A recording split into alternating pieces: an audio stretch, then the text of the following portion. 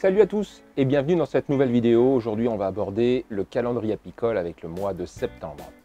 Alors, le mois de septembre, ça y est, les abeilles sont véritablement en train de préparer l'hiver et notamment la reine qui a diminué sa ponte très largement et libère ainsi de la place, c'est-à-dire moins de couvains à l'intérieur de la ruche, donc plus d'alvéoles vides pour pouvoir faire plus de réserves.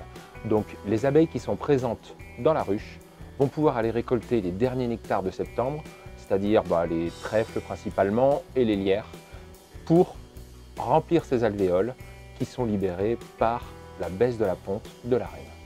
Alors dans votre organisation, à l'époque où on est, vos hausses doivent déjà être stockées. Et pour ça, il y a un tuto que je vous invite à aller voir qui s'appelle « Comment stocker les hausses en hiver » et qui vous explique comment éviter la fausse teigne et où stocker les hausses pour cette période.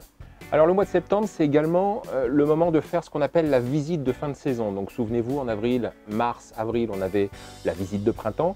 Eh bien, la visite de fin de saison, je vais vous faire un petit tuto que je posterai d'ici une semaine où je vais vous expliquer tout ce qu'il y a besoin de voir pendant cette visite de fin de saison.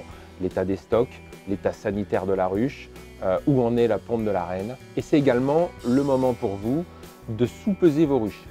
C'est-à-dire que c'est à ce moment-là, au mois de septembre, quand les réserves sont relativement importantes, qu'il faut connaître le poids moyen d'une ruche avec le peson à l'arrière de la ruche. Et ça, je vous en ai déjà parlé également dans une vidéo sur le nourrissement d'hiver. À partir de cette pesée, vous serez capable de savoir tout au long de l'hiver si les abeilles consomment beaucoup de miel ou pas et à quel moment elles vont avoir besoin d'être nourries.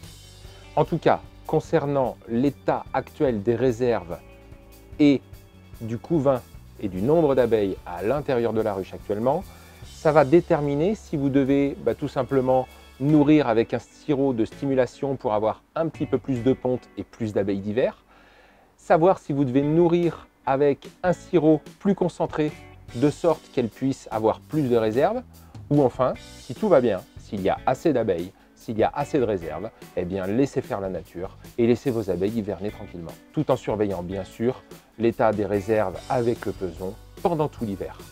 Enfin, à partir de septembre, les ouvertures de ruches doivent rester exceptionnelles. Et je dirais même qu'il ne faut pas aller au-delà de septembre.